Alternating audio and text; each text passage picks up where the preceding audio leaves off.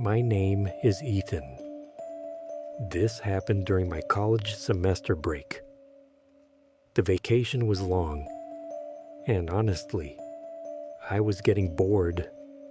Most of my friends had gone back home for the holidays, while I stayed in Sacramento, California, where I lived. Most of my days were spent doing the same things over and over again. Coffee shops, video games, late night drives, nothing memorable. Then one afternoon, my aunt called me.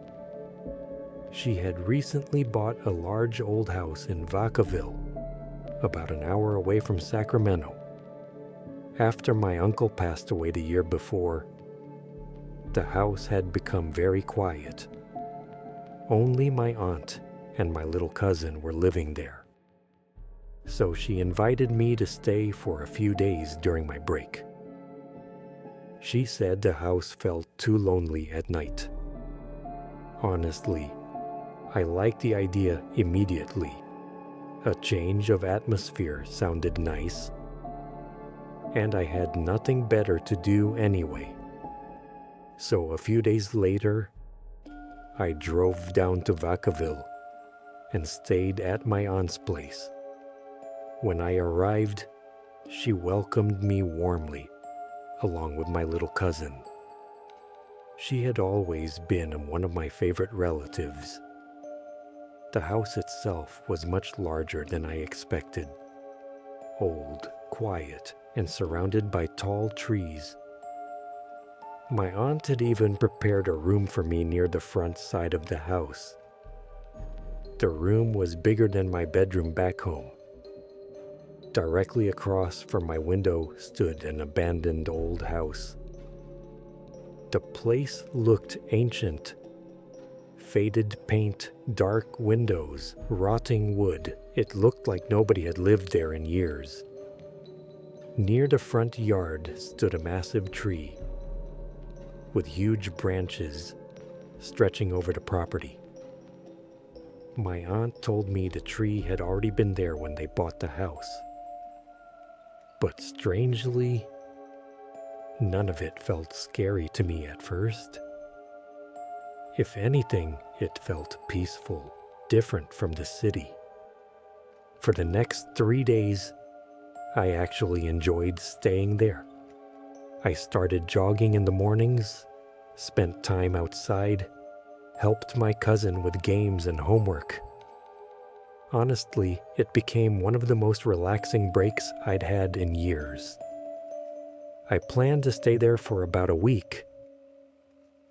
Then one day, my aunt needed to take my cousin to a medical appointment. My cousin had a health condition that required regular checkups. So that afternoon, they left the house and I stayed there alone. The place felt unusually quiet without them. But at first, I enjoyed it. I watched TV, made food, walked around the house.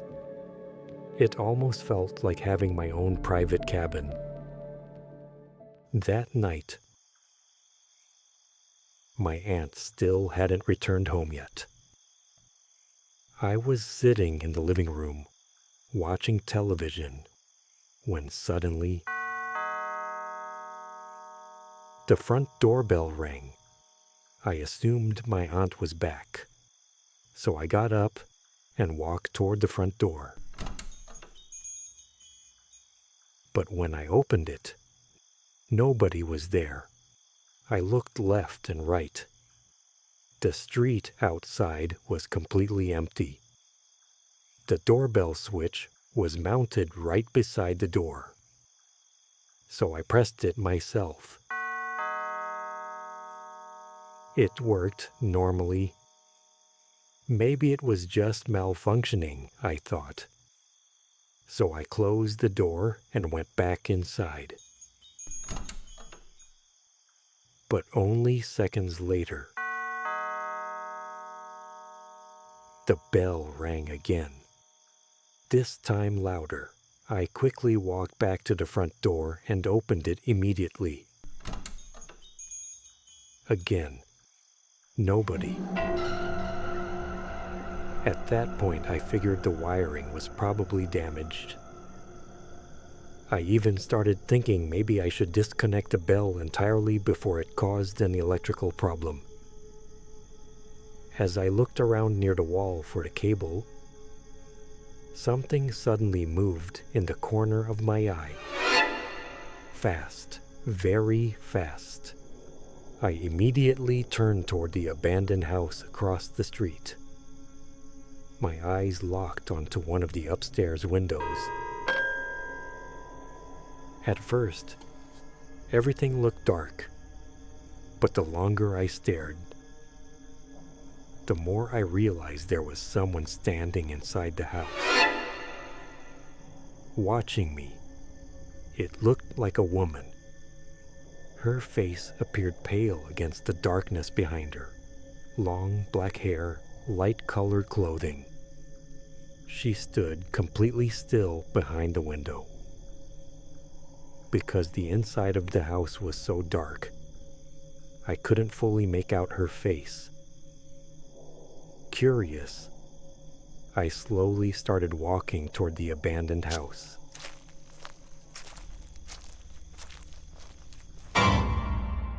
Then suddenly, something tapped my shoulder from behind.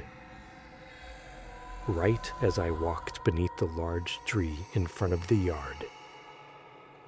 I turned around instantly, and oh my God.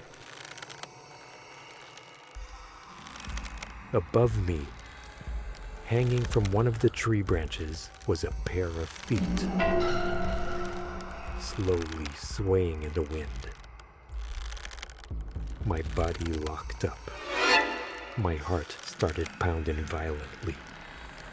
Then, slowly, I looked upward. A woman was hanging from the tree. Her body twisted unnaturally. The rope creaked softly against the branch above her. Her long hair covered most of her face, but I could still see bruises covering her pale skin. She wore an old faded dress that moved gently with the wind. I couldn't move. I couldn't breathe. Then, faintly, I heard humming.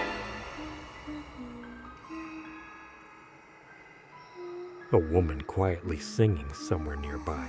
I forced myself to look away and slowly walk back toward the house. My legs felt weak, like they could collapse at any second. The humming continued behind me. Soft, broken, almost playful. As I passed the living room window, I noticed something strange in the reflection. The hanging body was gone. I stopped walking immediately, slowly. I turned back toward the tree, and she was still there, but now.